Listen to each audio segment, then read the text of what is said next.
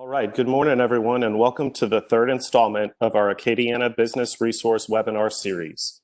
These webinars are brought to you by business resource partners from across the Acadiana region, including One Acadiana, LIDA, Opportunity Machine, the Downtown Development Authority, the Louisiana Small Business Development Center at UL Lafayette, Acadiana Workforce Solutions, the United Way of Acadiana, and other local chambers and economic development offices from around the Acadiana region.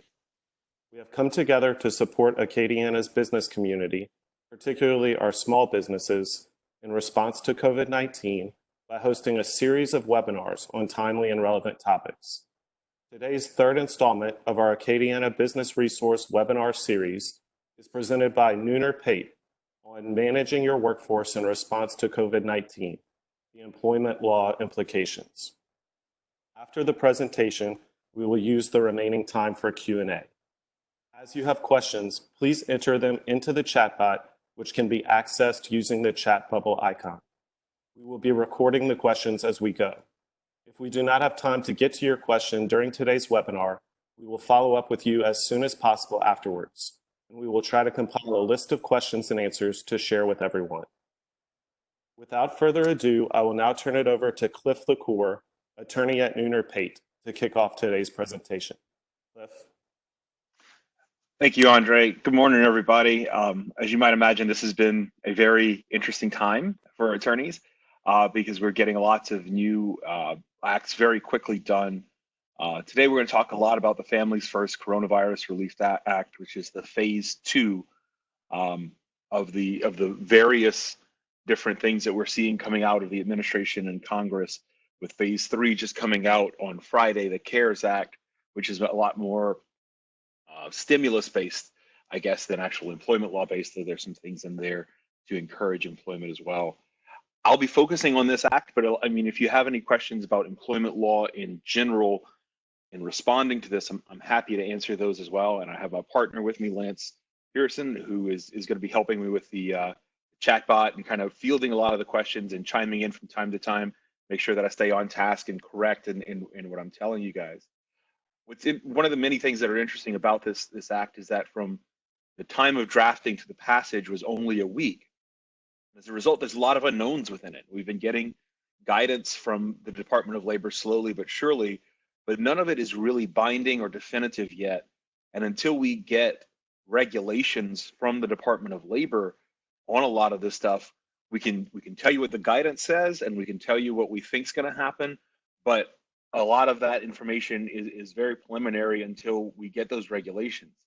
Now, despite what everybody thought that this would go into effect on April 2nd, because the act says that it shall go into effect no later than 15 days after the passage of the act, which would be April 2nd, the Department of Labor actually did decide to make it effective tomorrow on April 1st.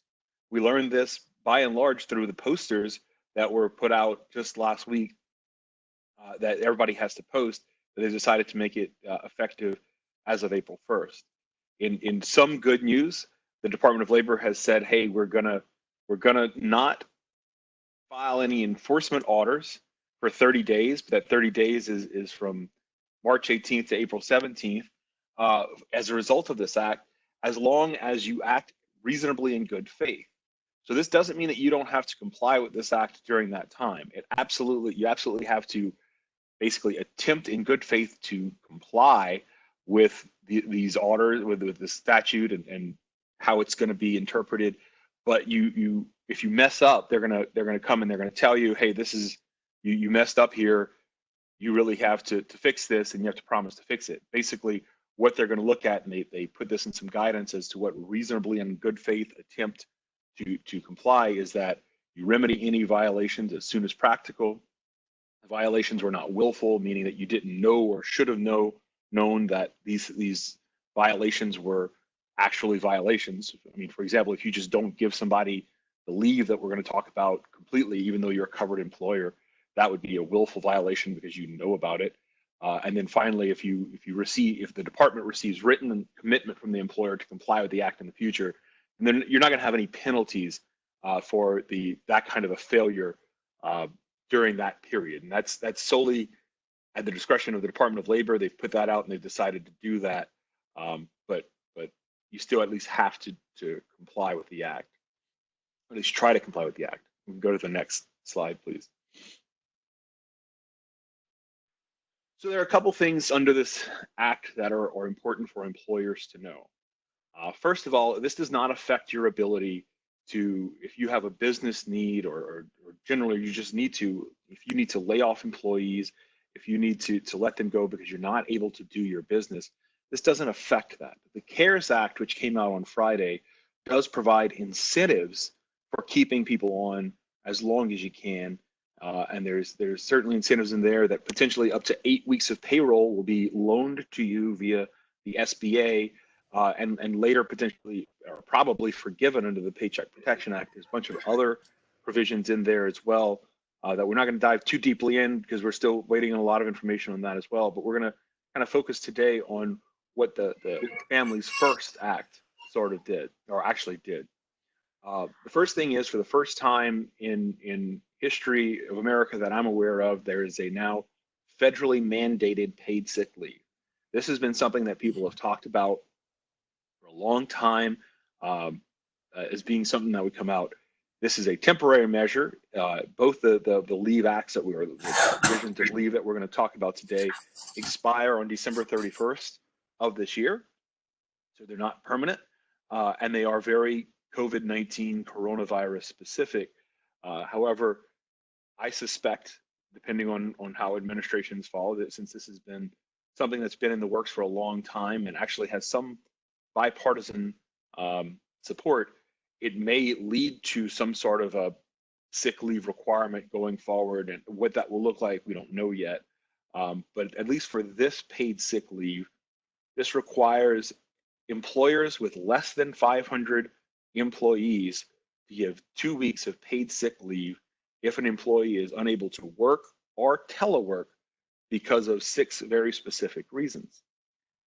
This is odd for an employment statute because normally employment statutes, at least at the federal level, talk about so many employees or more, for example, 50 or more employees or 25 more employees. But this is actually targeted at smaller businesses. And that's a big deviation from what we typically see. The stated reason was that the Congress believed that employers who had more than 500 employees typically already gave sick leave. Now that's not entirely true because you have lots of corporations who have lots of low-level employees who don't get that sick leave, but it's very targeted toward small, medium-sized business with only less than 500 employees. So what are the 6 reasons that you could qualify for this emergency paid sick leave? The first is that you're subject to a federal, state, or local quarantine or isolation order. There are a lot of questions out there on this one due to all the stay-at-home orders that have been placed all over the country. And the big question that we're seeing that we don't have a good answer to yet, but I'm going to give you an educated guess on, is that stay-at-home order a quarantine or isolation order? We don't know yet, but we suspect, based on how those words have been used in the past, how quarantine or isolation has been used in the past, we suspect that the stay-at-home orders will not qualify for this. Typically, quarantine or isolation order deals specifically with an individual. So if somebody has been exposed or actually has the disease, and that's how it's been kind of used in the public health realm in the past, they would be subject to quarantine or isolation. Just because you have to stay home does not qualify as quarantine or isolation. This is where it's important, however, for the regulations to be taken into account, because we need to know how the department's going to enforce it this time. Again, every reason to suspect that they will enforce it or interpret it the same way that they always have, in part because otherwise everybody's going to exhaust this leave very quickly, and there won't be any in the back part of the year when the curve is hopefully flattening and we still have a few people getting it, but it's getting better. So that's the first reason. Second reason is that they have been advised by a healthcare provider to self-quarantine. Again, it could be because they have an underlying issue. They may not have been exposed. It could be for any reason related to self-quarantine related to COVID-19. The third is that they're experiencing symptoms of COVID-19, and are seeking a medical diagnosis. You can't just have a fever and say, I'm staying home, giving my leave. You have to also be seeking a medical diagnosis at that point. The fourth reason is they're caring for an individual subject to a quarantine or isolation order or has been advised to self-quarantine. The fifth reason is caring for a child, or actually a son or daughter, whose school or care provider is closed or unavailable due to COVID-19. We're going to see a little bit of a difference between this language here and a little bit later when we talk about the emergency FMLA leave, because here the statute talks about a son or daughter with no age limitation. We've seen some guidance from the Department of Labor that suggests that son or daughter in this context could also include a son or daughter who's over the age of 18 but has a physical or mental handicap and is unable to provide for themselves. That's only as to this 2 weeks. Later, we'll see there's a specific limitation on the Emergency Family Medical Leave Act, where it's a son or daughter under the age of 18 specifically. So there's a difference there in the qualifications, even though this is where the big overlap is. And then finally, as a catch-all, if the employee is experiencing any other substantially similar condition specified by the Secretary of Health and Human Services in consultation with the Secretaries of Labor and Treasury. What they're trying to do here is just in case the coronavirus morphs in some way and we have some sort of mutation, that it's not COVID-19, it becomes COVID-20. They don't have to react to all this kind of stuff. The secretaries can get together and say, yes, this is going to apply to that too. We're really hopeful that that doesn't come up anytime soon. That we're only dealing with one type of disease, but they did include this catch-all. Again, what's interesting. Sure. I have a quick question about when I've been reading the statute, I've been seeing caring for a child. Just now you mentioned son or daughter. By that language, are they excluding other guardians who may have to stay home to take care of children? So again, you go back to number 4 and you look at it, and it says it's caring for an individual subject to a quarantine or isolation order.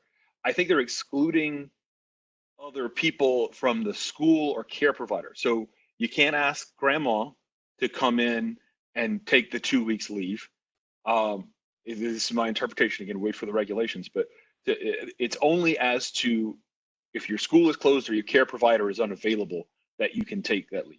If you're caring for, if grandma is caring for the grandchild who has who's subject to a quarantine or isolation order or advised to self-quarantine or what have you, then that leave may well be triggered. But just because the school's out, grandma can't take the 2 weeks off. Does that make sense? Absolutely. So again, what's important is just because you're at home taking care of your kid because their school's out, that alone isn't enough to trigger it either. You also have to be unable to work or telework. So there's several check boxes that have to be checked. Some people just can't telework from where they are because of the nature of their job, or it may be because they're sick with actually COVID-19 and such that it's just impossible, or that the kid just requires too much attention to go through the lessons to get it done. It doesn't give real reasons for what qualifies as not being able to telework yet, but that's an important distinction, because just because you're home doesn't mean you automatically get it as well. Somebody I think asked, how do you define an employer? An employer at this point is anybody who employs an employee. That is the Fair Labor Standards Act definition. In this case, it's any employer that employs less than 500 employees. In terms of affiliated groups, again, we use the Fair Labor Standards Act definition. And in general, unless they're considered a joint employer under the Fair Labor Standards Act, every company will be considered a separate employer. Now, if you're a joint employer where you kind of share employees and that's special rules, we'd have to look at that on an individual basis. And if you're considered a joint employer, then you count everybody together. But typically, in a normal situation, the Department of Labor will consider each individual company to be an employer. I hope that answers the question. So how much leave do you have to give under this emergency paid sick leave? Leave is up to 80 hours for full-time employees. The guidance that we've seen is that full-time employee means an employee who typically works 40 hours or more a week. So that's how much. And then in addition, part-time employees are also qualified for this. They'd be entitled to the number of hours they would typically get in a 2-week period. You usually look at what they would be scheduled for. If they have an uneven schedule, you take the average of the number of hours that they would normally work going back 2 weeks if it's a set schedule, and if it's not a set schedule, then over the past 6 months. Interestingly, if a full-time employee normally works more than 40 hours, if they work normally 50 hours a week or more, or whatever it may be, in week 1, they can take all 50 hours, let's say. They don't get an overtime premium for those other 10 hours based on leave, but they can take 50 hours in that week 1. They still only have 30 hours left for week 2, however. It's capped at 80 hours no matter how you divide it up, but it could be a little bit more in week 1 if they would normally have more than that. Further caps are that for self-care, quarantine, or isolation, those first 3 examples that we talked about, and Andre, you can flip the slide as well. I'm sorry. Those first 3. Actually, that's fine. Those first 3 that we talked about, you're entitled to 100% of your pay, up to $511 a day and $5,110 total. And for the care of others and similar situations, the 4, 5, and 6, entitled to 2/3 of your pay, up to $200 a day and $2,000 total for the emergency sick leave provisions. This is in addition to anything else that you give your employees. In true no good deed goes unpunished way to do things. If you're generous with your sick leave, you have to give them this leave before you let them use any other leave that you may have. Now, there's nothing to say that you can't amend your leave policies today. And if they've already earned it, you got to give them what they've already earned. But if it's a mere gratuity, you want to update your leave policies to reflect the new reality, you can do that. But you have to give them this leave before any other type of leave that they have. Any leave granted prior to the April 1st effective date does not count. So this is not retroactive in any way. If one of your employees has already had some sick leave as a result of COVID-19 and they're still an employee come 4/1, they qualify for this leave all over again. Employers with 500 less employees or 500 more employees are simply not covered. There is a potential limited exception for small businesses under 50 employees where granting the leave would jeopardize the viability of the business as a going concern. And just recently, they have given us a little bit of guidance on this. The latest that I have seen is that we were unsure for a long time of whether the department would have to certify or you'd have to apply for this exception. The latest guidance that we've seen, and again, this is not necessarily legally binding, but it is that in order to qualify for the 50 or fewer, you have to have a 50 or fewer employees, and an authorized officer of the company has to certify that the provision of the sick leave or expanded family medical leave act, it's going to be the same test, would result in the small business expenses and financial obligations exceeding available business revenues and cause the small business to cease operating at a minimal capacity, or the absence of the employee or employees requesting sick leave or expanded family medical leave would entail a substantial risk to the financial health or operational capabilities of the small business because of their specialized skill, knowledge of the business, or responsibilities, or there are not sufficient workers who are able, willing, or qualified and who would be available at the time and place of need to perform the labor or services provided by the employee or employees requesting paid sick leave, expanded family medical leave act leave, and these labor or services are needed for the small business to operate at a minimal capacity. This is good news if this holds, is that you can certify this as an officer of the company. You don't have the Department of Labor have to wait for them to sign off on it. I have a feeling this is where there's going to be a lot of litigation for small businesses, though, because the officer certifies it, and employee A doesn't get their leave. There's going to be litigation over whether that certification was true and correct, and that's going to spin up a lot of litigation, in my opinion, down the way, because there's no blessing by the Department of Labor saying yes, we agree with this. So that's going to be another interesting bit of litigation that we're going to see. So on how do you determine if you have 500, or when do you determine when you have 500 or fewer employees? Actually, it's less than 500 employees. If you have 500 employees, you're actually excluded. It's 499 and below. That count, you can move in and out of coverage. The count of employees is at the time the leave begins. So if on day one, on April 1, you have 501 employees and somebody comes and says, I want to take the leave, well, you don't have to, and I want it to start today, you don't have to give it to them.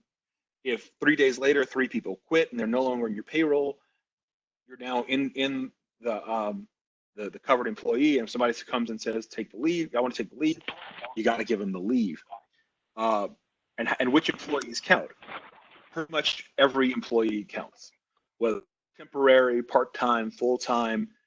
If they're on your payroll, they're pretty much gonna count toward that 500 threshold. And Cliff, Mr. Bush asked whether independent contractors were counted or whether they have protections, they need to seek their own protections.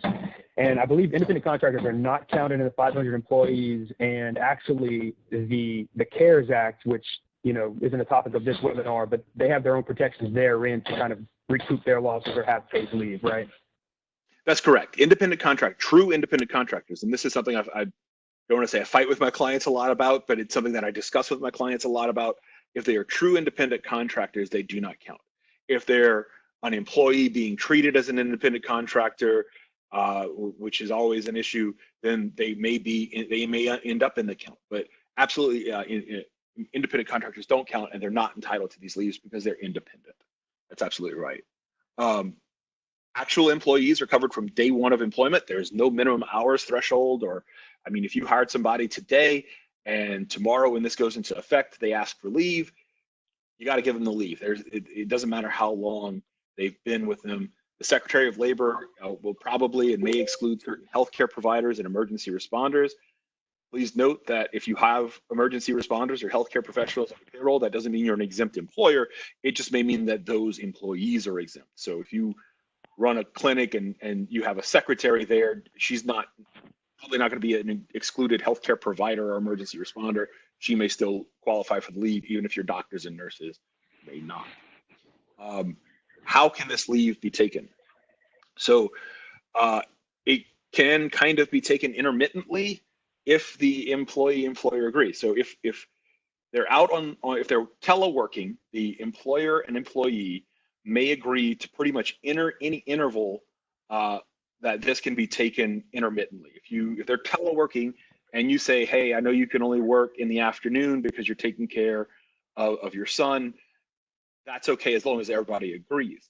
However, if they are on site, if they are coming into the office, then it can only be taken, doesn't matter for agreement purposes, it can only be taken for a qualified reason in full day increments, and cannot be taken intermittently if the leave is because they're subject to an isolation order, or they're advised to self-quarantine, if they're experiencing symptoms, basically for any reason other than taking care of a son or daughter.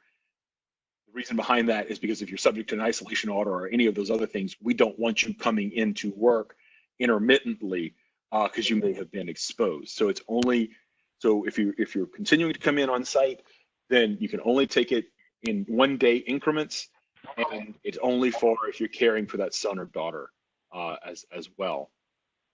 Let me just check my notes, see if I hit everything that I was supposed to on this. And Ms. Colette has asked whether this statute applies retroactively, and it does not. So it's only going to be from April 1st going forward. That's absolutely right. So all this stuff does not apply retroactively. It's tomorrow we start dealing with this, and that's both positive and negative again, because it also means that any leave that you've already granted does not count towards this 2 weeks, or as we're going to talk about in a minute, the 12 weeks that we're going to have. Are there any other questions? I guess let's talk about that. Oh, this is all job protected leave. Of course, you can't fire somebody for using it, the penalties and whatnot. Of course, you can't say, if you use this, I'm going to fire you. Under this provision, The penalties will be under the Fair Labor Standards Act.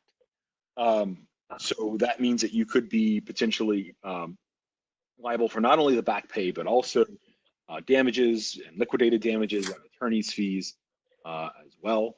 So it could be actually an enforcement action as well on there from the Department of Labor. Full-time equivalent, again, is 40 hours or more. Any other questions about this before I move on to the emergent? I'm trying to leave as much time for questions at the end as well. That's why I'm kind of moving a little fast, probably. Let's see. No, I think you're good. There's a question about tax credits if leave was granted prior to April 1st. You may get to that later. I know it's kind of at the end of your presentation. Right, and I will talk about tax credits a little bit, but briefly, no. If you gave leave before April 1st, you don't get a tax credit for that because it was not this covered leave. You only get tax credits for, at least under the current bills, you only get tax credits for leave provided pursuant to this particular act, which goes into effect tomorrow. Okay, so let's go ahead and move on to the Emergency Paid Family Medical Leave Expansion Act. This amends the general FMLA, and so any enforcement provisions or acts or what have you would be under the FMLA. However, it's a little different. Again, it's very specific in that it provides 12 weeks of leave if an employee is unable to work or telework, and the employee needs to care for a son or daughter under the age of 18, and the child's school or care provider is closed or unavailable because of COVID-19. Again, that's a little bit different there in that it only talks about leave related to the son or daughter, caring for a son or daughter under the age of 18. Now, these two acts go hand in hand in that the first 2 weeks of this family medical leave is unpaid. However, you can use your emergency sick leave to cover that. One thing about the emergency sick leave is that you don't get 2 weeks for every qualifying event, and that's an important thing to know. So if somebody uses their 2 weeks because they were subject to an isolation order or they were exposed in some way, and then later has to care for their son or daughter, they don't get another 2 weeks because they had another triggering event. It is 2 weeks from now until the end of the year under emergency, and same for Family Medical Leave Act, but it's 2 weeks from now to the end of the year that you get those 2 weeks. And then in the first 2 weeks of the are unpaid, the employer cannot require the employee to use the emergency paid sick leave for 2 weeks. That's the employee's choice. The employee can say, no, I want to save those for later, but then go unpaid. The remaining 10 weeks of that 12 weeks is paid at 2/3 of the regular rate. And regular rate is defined just like it is under the Fair Labor Standards Act. It includes all the compensation. And it's capped at $200 a day or $10,000 total. Again, covered employers here are employers with fewer than 500 employees. That means that you can be covered for this FMLA, but not for the traditional FMLA, which requires 50 or more people. You're only going to be covered for this one if you have 25 employees, for example. They do have that same potential limited exception for the small businesses that we've already talked about. Unlike traditional FMLA as well, an eligible employee need only have been on the payroll of the company for 30 days prior to taking the leave. Again, in traditional FMLA, you have 1 year service and 1,250 hour requirement. There is no hour requirement. It's only that they've been on the payroll of the company for 30 days. And again, that's pretty much, it doesn't mean they worked for you for 30 days. That means if they worked for you on March the 2nd and then on March the 18th, and then they've been consistently on the payroll, even if they're not working for you a lot, they still would be potentially a qualified employee to take this leave. It is a job protected leave. There is an exception to this. It's job protection such that you have to give them the same or similar job when they come back, unless you have 25 or fewer employees. The leave was to care for son and daughter. The position no longer exists.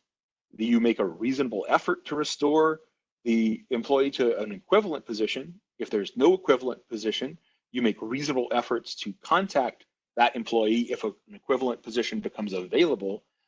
And if you're still not there, the employer continues to make reasonable efforts to contact the employee for 1 year, beginning on the date of leave, or and ending on either the 12 weeks after the leave began or 1 year after the date of leave ending, whichever comes first. So there is that protection for really small businesses of less than 25, that we understand that if that position just no longer exists, you can't restore them to it. The EFMLA leave can be taken intermittently as long as the employer and employee agree, and that can be done in any increment. If the employer and employee want to agree that it'll be Monday, Wednesday, and Friday, my babysitter can come, but not Tuesday, Thursday, that's okay. Or my babysitter is only available in the mornings, but not in the afternoons. As long as the employer and employee agree, that's fine. If the employer just can't work that out, then they may just have to take their leave all at once. You can't deny them the leave, but you probably don't have to let them take it intermittently. If an employee, very importantly, if an employee has already exhausted their FMLA leave in the year, for example, if they were out on pregnancy leave from January to the end of March, this doesn't give them as far as we can tell, this doesn't give them new FMLA. They would not qualify anew for this 12 weeks. So they've already used it. Now, of course, it depends on how you count your 12 months, whether it's a look back or a look forward. And, that's all subject to your policies and procedures and things that we talk about. You can't suddenly change it to exclude somebody. However, you've traditionally managed your FMLA, keep doing it that way. And if they've already used it pursuant to that policy, then they're probably not going to be entitled to new FMLA because of this. And again, traditional FMLA, if somebody, for instance, goes out sick for COVID-19 or goes out sick for some other reason, they're still entitled to traditional FMLA, and that is not leave, that is not paid. So after you give them the 2 weeks of paid leave, if they are subject to COVID-19, and they're still sick, they still qualify for FMLA leave, but it is not paid because the paid FMLA is only to take care of a son or daughter under the age of 18. So just keep that in mind. It's not like 2 weeks after having COVID, you can let them go. If you're subject to the FMLA, you still have to give them that leave as well, just unpaid. Hey, Cliff. Mm-hmm. Two questions. The first one, to answer a question, yes, nonprofits are included in this. Certain nonprofits. Let's be clear. Certain nonprofits. I'm sorry. I'm thinking of CARES Act. You're absolutely right. Every employer is included, including nonprofits. And we had another question about whether a confirmation of diagnosis would be required. And I guess I was kind of looking at the different requirements to take leave, one of which is has symptoms and is seeking a diagnosis, the other advised by a healthcare provider. So do we know the kind of requirements as far as the employees, having a note from a doctor or some kind of official document once they've actually gotten a diagnosis? So again, none of these things actually technically require a diagnosis. And I think that was in large part due to the fact that we are so limited on tests. And so if you look at those 6 reasons, and it's subject to federal, state, or local quarantine or isolation order. Again, that doesn't necessarily require a diagnosis. If you've come in contact with it, then that may be enough to subject you to that order. If you actually have it, then, so they should be able to show you that order or something to show that they were subject to it. Advised by a healthcare provider to self-quarantine, again, that could be for an underlying condition related to COVID-19. If you have a chronic history of bronchitis, they may tell you have to be extra careful because that comorbidity is going to be something that makes you extra vulnerable, and I'm advising you to do that. And then you're right, experiencing symptoms and seeking a diagnosis. Now, once that diagnosis, if you're experiencing those symptoms and that diagnosis comes back negative, you're no longer seeking a diagnosis and no longer qualified for that leave. But there are requirements actually for the tax credit purposes and generally that the employer does have to require documentation to support the leave and what that qualifying reason is. That may be something as simple as a statement of the employee that they cannot work or telework. and the dates that are requested leave, and the supporting documentations may be the note from the doctor who advised the self-quarantine, the actual isolation or quarantine order. It may be the diagnosis. You want to be careful about having too much because you don't want to, run afoul of HIPAA or Americans with Disability or anything like that. It may be a posted notice of the closure of the school or an email from the school saying that we're closed.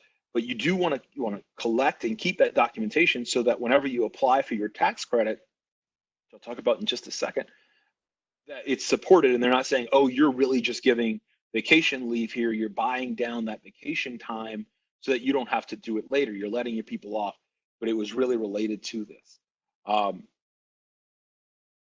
The tax credits, and I don't know if that's the next slide or not, that we are talking about is actually a credit against the employer share of the Social Security, the remedies for violation. We kind of talked a little bit about that. Again, for the FLSA, it's back wages, penalties, and attorney's fees. That's for the paid sick leave. For the EFMLA, it could be back wages, reinstatement. Importantly, there's no private right of action for employers under the EFMLA with fewer than 50 employees. So an employee, if you have fewer than 50 employees, can't bring their own enforcement action under EFMLA. They can under emergency sick leave potentially, but the Department of Labor can bring an action against whoever they want. So you can have one employee and they can sue you, and the Department of Labor can bring an enforcement action against you for a violation. So it's still not a good idea. Again, the tax credits. Yep. Mr. Bernard asked whether public employees are included, and state and local public employers are included of all sizes, actually. Although the federal government has kind of a caveat, those 2 weeks of leave that are given are what's under the emergency paid sick leave provisions. The FMLA, what Cliff was referring to as the EFMLA, which is the 12 weeks for childcare, that expansion, the federal employees actually are not going to be afforded that 12 weeks under the EFMLA, but federal employees are included in the emergency paid sick leave. And again, the state and local public employees are included of all sizes, to both provisions. Okay. Yeah, and that's correct. Thanks for that. So back to the tax credits. It's a credit against the employer share of the Social Security portion of payroll tax. If the payment that you've made exceeds the amount of that, it is a refundable credit. So you don't have to wait till next year to get this money back. You do have to front it, but when you file for your quarterly Social Security tax, you would just take that credit, and if it goes above that, they give it back to you. The notice requirements for this, the Department of Labor has published posters, and they have separate ones for federal employees and they have separate ones for general employees. So obviously, unless you're a federal employee, go for the general one. There's some confusion about that. The Department of Labor, they've posted those on their website, and I'm happy to, whenever we go through these questions, which I see there are a lot of them, we can attach those as well. They have to be posted in a conspicuous place wherever you have employees. So wherever you generally put your employment posters, you want to put this up there as well. If you have more than one location where you have employees, you want to put it in all of those places. And then if you have a lot of teleworking people, or if you have teleworking people at all, you should email them a copy, because there would be no conspicuous place to post it absent them going post it on their door. So you want to email them a copy so they have a notification of it as well. That's sort of, I think that kind of covers the broad strokes that we wanted to talk about. But again, we are happy to discuss or answer the questions now going forward. I tried to leave about 20 minutes to do that. So Lance kind of has been going through and will continue to go through the questions and kind of feed them to me or answer them himself as we go. One of the questions from Mr. Gregg concerns the CARES Act. He asked if an employer retains all the employees but has to adjust the hours down because of lack of sales, does that jeopardize the forgivable amount given to employees? And it does. There's a calculation that's provided within the statute that will take into account whether anyone has been laid off or any numbers have been reduced, and that will affect the forgivable amount given to employees under the CARES Act. And speaking of layoffs, I want to be clear about the Leave Act provisions as well. If you shut down your business because of the stay-at-home order or whatever, if the person is on leave because of that, even if they subsequently have a triggering event, they don't have the right to then start the leave if they would have been home anyway. Similarly, if they're in the middle of their leave and you shut down your business as a result of the stay-at-home order or whatever, you have to pay them through that date. But the guidance that we've seen says that if they at that point would no longer be working in any event, you don't have to continue that leave. Again, this is not legally binding. These are FAQs that the Department of Labor is putting out. We haven't seen those regulations, but that is what the Department of Labor is saying, that if they once they would no longer be employed anyway, or once you would lay them off anyway, well, you certainly can't retaliate and lay off because of it. You can't retaliate if they would have been laid off anyway. If you eliminated all of their position, then it's okay to do that even if they're on leave at that point. Cliff, Miss Tammy asked if hourly employees were reduced to 35 hours per week as of March 23rd, 2020.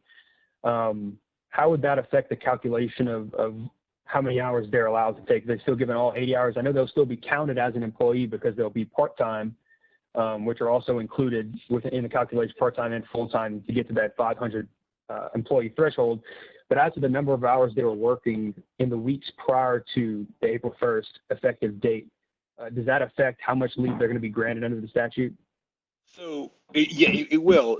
The way it's defined in the FAQs is that for non-40-hour plus employees, what you do is you look back 2 weeks to their average number of hours or the hours that they would have worked. Again, there's not a lot of clarity. Does that mean that if you reduce them on March 23rd, 1 week before this came into effect, and they would have worked 35 hours each week thereafter, would you only pay the 35 or would you take that 2 week average? To be on the safe side, I'd give them the 2 week average if you can. Again, especially since it's a refundable tax credit. But again, we wait on the regulations, and I'm hopeful that the regulations say, well, if you'd done this before, and again, they would not have been working those hours anyway, 35 hours is likely the hours that you would pay for. And Ms. Stella Maris asked, how do you apply for the tax credit? So I guess, you spoke a little bit about what the tax credit is going to be applied against. Are there any steps that they need to take to affect that tax credit, and yeah? Not that I'm aware of. I haven't seen if there's going to be some new, and I suspect there will be. I suspect whenever you file your paperwork for your quarterly taxes, they're going to amend that tax form to include a line item for this. I haven't seen that amended tax form yet, but I don't think it's something that's, because it becomes a credit against what you owe, and it's not necessarily a check from the government. I don't think there's going to be a quote unquote application. I think it's going to be a deduction from your quarterly taxes, the Social Security portion that you pay quarterly. And again, on that line or in that return, you may end up with a negative number and submit that. But I haven't seen that form, but that's, I suspect, how they will do it. And Mr. James Poche asks if efficiency of the telework is impacted and reduces billable time to clients, how does the loss get considered? And so I guess that also would bring up a question of salaried employees versus hourly employees. And I'm not sure how the income would really affect it. It's more just what's being paid to the employee themselves, correct? Right. So the answer to that is the productivity is not taken into consideration. If the employee is in your service, and that means whether they're sitting around waiting for something to do, if that means that they are, whatever it may be, if they are quote unquote working, they are signed in, if they are on the clock, you got to pay them no matter how productive they are. That doesn't mean that you can't say, guys, you guys are, you're billing me for 40 hours. I need to cut this back because we're not getting the work done. I'm only going to be able to let you work 30 hours as a result. You can still do that. And you can also say, hey, look, if you guys are going to work, I need you to be just as productive as you were. You've got to figure out a way to do it. Go lock yourself in a bedroom away from your kids if that's what you have to do. then you can do that. So I mean that is something that can be addressed otherwise. But if they're in your service, then you have to be paying them their hourly rate. Now, there's nothing here that says that you can't also say, as a result of this, I'm going to reduce hourly rates. There's nothing there that says that. You got to remember your typical regular rate or whatever for calculation purposes. But if you want to go forward and say, hey, I was paying you $30 an hour, but as a result of this, I can only pay you $25 an hour, that is something that you can do as well.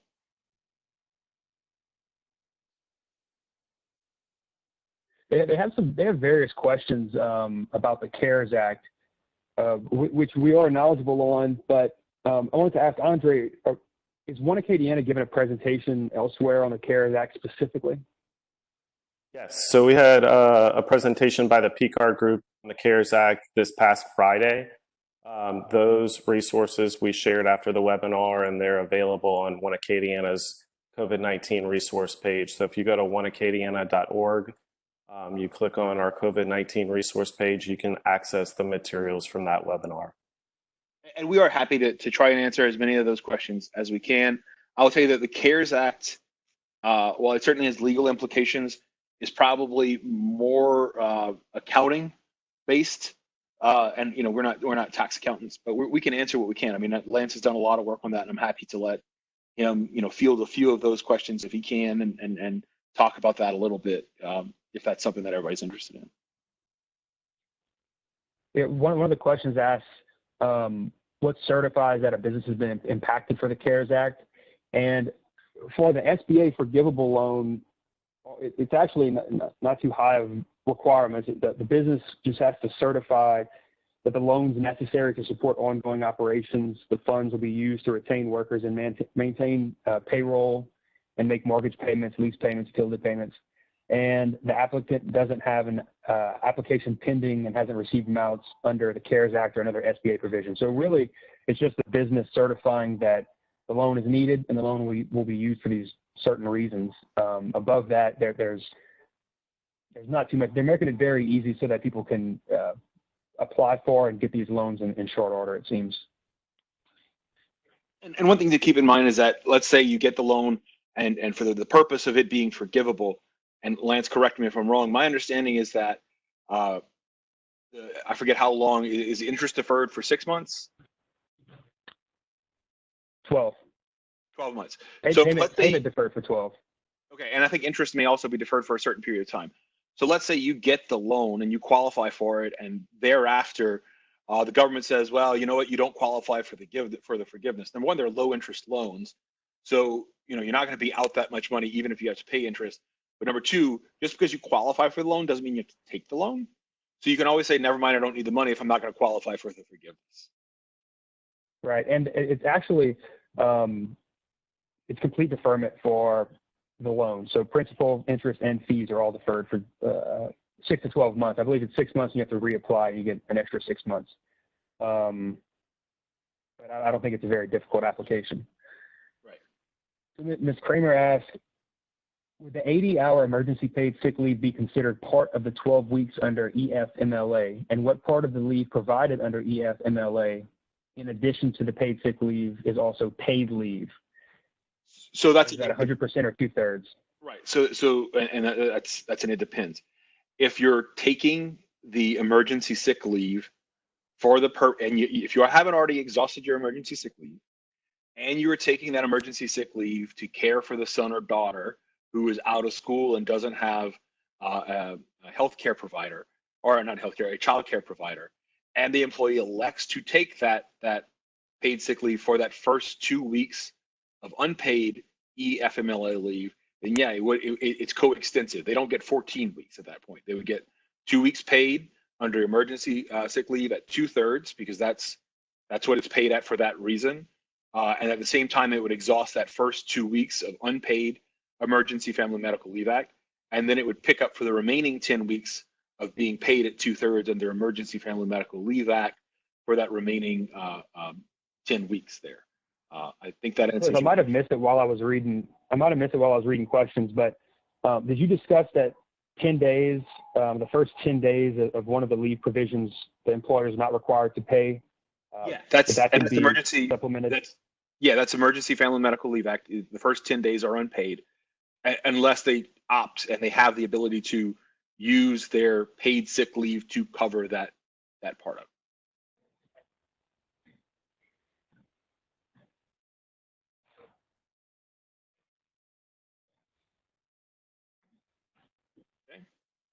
I hope if that didn't answer you, please let us know if that didn't answer the question, because I want to make sure that we do get that. I'm kind of trying to read through to see if there's any other questions we can touch on that don't require kind of a deeper dive. Right. We have about 10 minutes left. And so, I mean, we're going to try to cover as much as we can in that time. And I'll kind of, now that I'm not talking incessantly, I can kind of look through as well. I'll chime in too, and I think you've already addressed this, Clip, but if you don't mind addressing it again, there was a question about if a business is essential and the employee is choosing to not go to work simply because of the stay-at-home order, is the employer required to pay that employee? No, and the employer is only required to pay for the 6 reasons. So unless they're subject to that isolation order, or they have a son or daughter at home, or any of those things, there's no triggering event. And again, even if there's a triggering event, if they can telework but just choose not to, it also doesn't trigger that. So it's a choice to just stay home and say, I'm not doing this. Now, keep in mind, can they go to a doctor and say, hey, I have this underlying condition, I really would prefer to self-quarantine, can you give me a note? Once they get to that note and they've been advised by a healthcare professional, it changes the calculus. But if they're just saying, I just want to hunker down because I'm scared of this virus, there's nothing here that says that you have to pay them for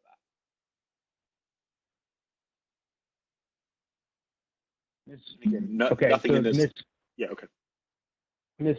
Davis asked if there's a form or a process if a company wants to file for the FMLA exemption, and I believe she probably means the under 50 employees. Yeah.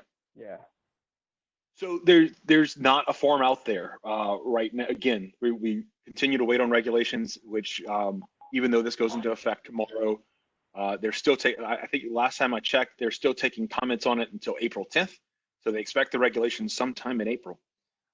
There's not a particular form. It just says that the guidance that we have right now says that an authorized officer has to certify, and whether that's by affidavit, whether that's by a general proclamation, we're not sure, but an authorized officer has to certify one of those 3 things that we talked about, and I can pull those up real quick again.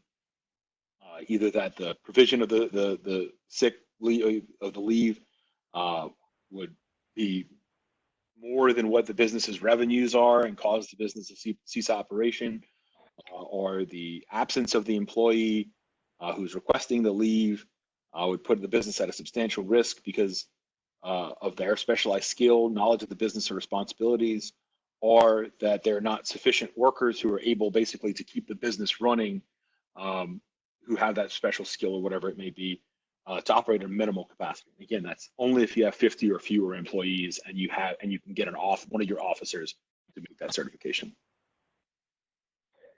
And Ms. Kathy asks, what requirements are there to qualify for forgiveness under the CARES Act for the payroll protection program? The loan indebtedness under the CARES Act will be forgiven for an 8-week period in an amount equal to the costs incurred and payments made for a very select group of expenses: payroll, rent, utilities, and interest payments on mortgages. The principal amount that's going to be forgiven the amount that's going to be forgiven can't exceed the principal amount of the loan, and the forgiveness is going to be reduced for any employee or wage reductions, but the employer can rehire the employees who were terminated to kind of cure that defect that might reduce their forgiveness.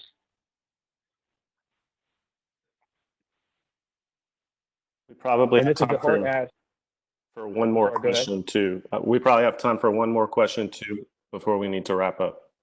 So Mr. Mike DeHart asks whether churches are included in this family medical leave expansion and the paid sick leave. And as we mentioned earlier, Cliff, I believe all nonprofits are, right? Yeah, as there's been no carve out. It's I mean, they're following the traditional definition of employer under the Fair Labor Standards Act. So which again is a very broad, completely unhelpful definition of an employer is someone who employs an employee. So that there's no carve out there that we've seen. Theoretically, again, we could get some regulation that says we define an employer not to include that, but we haven't seen that. So as of now, we're operating that every individual, corporation, entity, whatever it may be that employs an employee, but less than 500 employees is a covered employer for the purposes of these acts. And I'm going to ask one more question that was just sent to me privately. If a service that is provided by the company is not being provided due to the governor's order, do those employees get paid if their work cannot be done at home or on a computer? Well, they're not required to. If you need to, if you provide a particular service and there's no work for that employee, there's nothing in these acts that trigger a requirement to be paid. You're free to do that, clearly. I mean, if you have that ability, you're free to do that. And there's some things in the CARES Act that incentivize you to do that. But no, the answer is at that point, you could furlough them, you can lay them off, you can do whatever you need to do if